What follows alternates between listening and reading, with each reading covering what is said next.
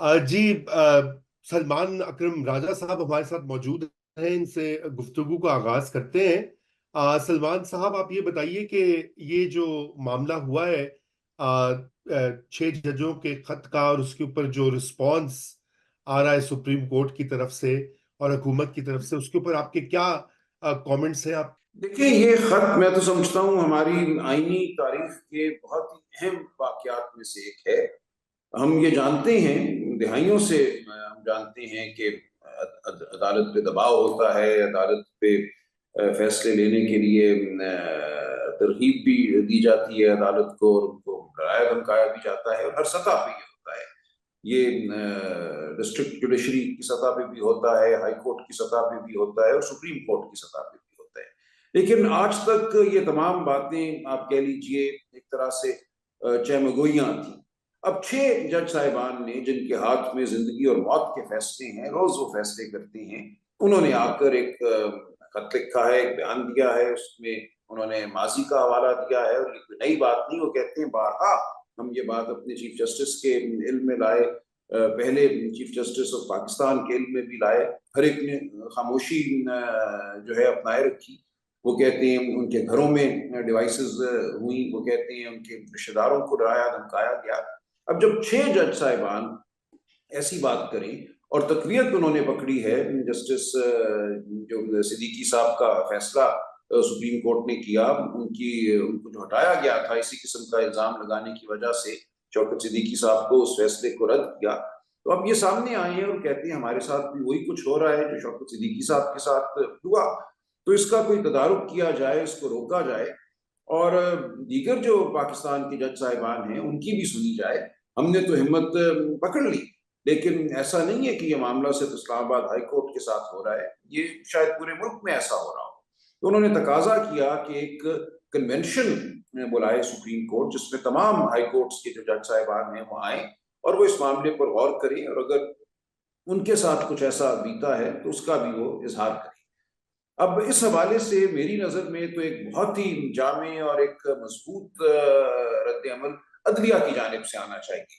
अदलिया को इस मामले को खुद देखना चाहिए। जुडिशल कमीशन बनाने की ताकत अदलिया के पास है। बारहा अदलिया ने कमीशन बनाए हैं। मेमो गेट मामले में अदलिया ने कमीशन बनाया था, हुकूमत का इंतजार नहीं किया था, क्योंकि हुकूमत खुद उसमें एक तरह से मुलजिम थी।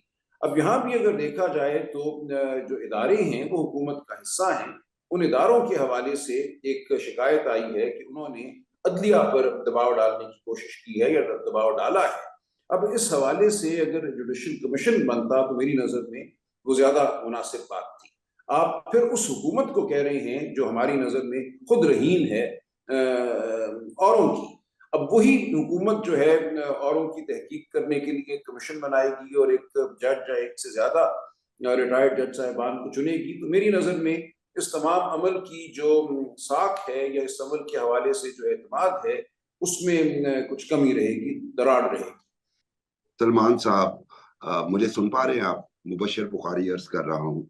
आपने बिल्कुल बड़ी शानदार बात की, लेकिन अगर आपके बैकग्राउंड को देखा जाए तो आपने फेमस आईएसआई केस भी कंटेस्ट किया, और उसके बाद हमने देखा पिछले दौर में जब केसेस चल रहे थे मियां नवाज शरीफ पे, उस वक्त विविड किस्म की फुटेजेस सामने आई जब वो ट्रायल जज जो था उनके कमरे से एक कर्नल साहब निकल रहे थे। तो क्या आप नहीं समझते? फिर आपने मेमो गेट का हवाला दिया कि उसमें भी एक कमीशन बना। बिल्कुल, वो जुडिशरी ने वो कमीशन बनाया, लेकिन मेमो गेट के पीछे भी वही वाले अनासिर पसपर्दा नहीं थे उसके, जिनके खिलाफ ये 6 जजेस जो है वो कर रहे हैं। तो ये इशू तो पुराना है, हाईलाइट अब हो रहा है। क्या इसे कहें, जुडिशरी की अपनी गफलत है या कौम की गफलत है, या नहीं उनको स्पेस नहीं, गफलत नहीं है। देखिए, एक हकीकत है, उस हकीकत के हवाले से आवाज तो उठाते रहे। असगर खान केस क्या था? इसी मुदाखलत के खिलाफ एक आवाज थी। केस मैंने असगर खान साहब के लिए लड़ा। तो ऐसा नहीं है कि कोई नई आवाज उठाई जा रही है, लेकिन अगर नई भी हो आवाज, तो क्या इसलिए आज हम आवाज ना उठाएं कि पहले किसी ने आवाज नहीं उठाई थी? आप मैं तो आज के जिम्मेदार हैं ना। हमारे आज होते हुए जो हो रहा है, हमने उसके बारे में कुछ करना है। इस लम्हे में हम जी रहे हैं, ये लम्हा हमसे मुरतब हो रहा है। तो आप इस बात का जवाब दीजिए, माजी को छोड़िए। हालांकि हम में से बहुत से माजी में भी यही कुछ करते रहे, ऐसा नहीं है کہ ہم نے احتجاج نہیں کیا پہلے کبھی، بالکل کیا ہے. وہ اصغر خان کیس ہو، وہ 2017-18 کے واقعات ہوں جو 2022 میں ہوا، 2023 میں ہوا، 2024 میں ہو رہا ہے، ہم تو تواتر سے کئی دہائیوں سے احتجاج کر رہے ہیں اور کہہ رہے ہیں کہ ملک میں آئین اور قانون کی حکمرانی ہونی چاہیے، اس قسم کی مداخلت نہیں ہونی چاہیے. اس کے خلاف آواز پہلے بھی اٹھی ہے، آج بھی اٹھنی چاہیے. پرانے لوگ بھی موجود ہیں اور نئی آواز اٹھانے والے اگر آتی ہیں تو ان کو ہمیں خوش آمدید کہنا چاہیے. جی بہت شکریہ سلمان آپ کے وقت کا، اور تھینک یو سو مچ. اور یہ بالکل میں سمجھتا ہوں آپ نے اچھی بات کہی ہے کہ یہ صرف وکلاء اور ججز کا معاملہ نہیں ہے، بلکہ یہ در حقیقت پاکستان میں جو بھی نظام انصاف یا گورننس کا معاملہ ہے، یہ وہ ہے کہ جہاں پہ بے جا مداخلت جو ایک روٹین اور نارم بن گئی ہے، اس کو اب چیلنج کرنے کا اور بدلنے کا وقت ہے.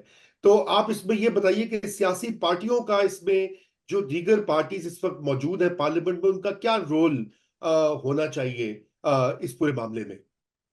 دیکھیے اس معاملے میں تو یہ سمجھتا ہوں کسی قسم کی سیاسی تفریق نہیں ہونی چاہیے. ہر اس شخص کو، ہر اس سیاستدان کو جو ملک میں آئین اور قانون کی حکمرانی چاہتا ہے، اس پہ متفق ہونا چاہیے. لیکن بدقسمتی سے ہم دیکھیں گے کہ ایسا نہیں ہوگا. یہاں سیاسی پھوٹ پڑے گی، یہ کہا جائے گا، اور ابھی یہ کہا جا رہا ہے یہ جج صاحبان تو پی ٹی آئی کے وغیرہ میں آ گئے.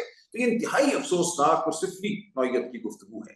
ہونا یہ چاہیے تھا کہ پوری پارلیمان اس پہ کھڑی ہوتی اور کہتی کہ ہم سب بطور پاکستانی یک آواز ہیں، ہم سب چاہتے ہیں کہ ملک میں آئین اور قانون کی حکمرانی ہو. اور جج صاحبان نے جو واقعات بیان کیے ہیں ان کو آپ کو ماننا پڑے گا. دیکھیے آپ ہر روز ان جج صاحبان کے ذریعے فیصلے لیتے ہیں، جان اور مال کے فیصلے لیتے ہیں. آج کیسے آپ ان کے کہے کو رد کر سکتے ہیں، جبکہ انہوں نے اس کے ساتھ ثبوت بھی پیش کر دی ہیں.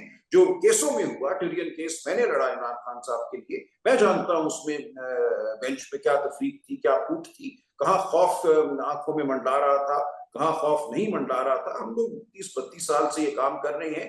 ایسا نہیں ہے کہ جج صاحبان ہمارے سامنے کٹہرے میں نہیں ہوتے، وہ بھی اتنا ہی کٹہرے میں ہوتے ہیں جتنا ملزم کٹہرے میں ہوتے ہیں. ان کی ہر رگ کو ہم دیکھ رہے ہوتے ہیں، ان کی آنکھ کی جنبش، ان کے ابرو کی جنبش، وہ سب کچھ ہمارے سامنے واضح اور عیاں ہوتا ہے کہ یہ کیا کر رہے ہیں اور کیوں کر رہے ہیں. آج بات کھل کر سامنے آئی ہے تو اب اس بات کو منطقی انجام تک پہنچنا چاہیے. جی ہم چاہتے ہیں احمد حسن شاہ صاحب کی طرف، شاہ صاحب 6 ججز نے بھی جی بخاری صاحب کچھ جرت کا مظاہرہ کیا، اگرچہ اس جرت کو بھی کنٹروورشل بنایا جا رہا ہے. ماضی میں جیسے شوکت عزیز صدیقی صاحب کو بنایا گیا تھا، اور ان کے ساتھ جو ہوا وہ پوری قوم نے دیکھ لیا. انہیں اب جو انصاف ملا ہے وہ بھی کٹا ہوا انصاف ہے میرے نزدیک. جب وہ پرائم پہ تھے، جب وہ بہت کچھ کر سکتے تھے، تو انہیں ریٹائر ہونا پڑا. ابھی ان 6 ججز کی اس موو کے بعد آپ کیا دیکھ رہے ہیں کہ چونکہ فل کورٹ اجلاس بھی ہو گئے، اور اب آگے کیا ہونے جا رہا ہے اور اس کا آؤٹ کم کیا ہوگا؟ جی بخاری صاحب پہلے تو آپ کی آواز کچھ رک رک کے ٹوٹ کے آ رہی تھی تو میں پورا نہیں سن پایا. امید ہے کہ میری آواز مسلسل آ رہی ہوگی. جی آپ کی آواز آ رہی. جی شاہ صاحب بولیے. موقف ہے کچھ یوں ہے کہ یہ یقیناً بہت ہی سنجیدہ معاملہ ہے، اور یہ ایسا معاملہ ہے کہ جس کو اگر مناسب طریقے سے ہینڈل نہ کیا تو اس کے بہت خطرناک نتائج. مگر احتیاط یہ ہے کہ اس جو بھی پیش رفت ہوئی ہے، اس کو کسی سیاسی پارٹی یا کسی شخص کو اپنے ذاتی مفاد کے لیے اس کا بتنگڑ نہیں بنانا چاہیے. یہ ایک سیریس میٹر ہے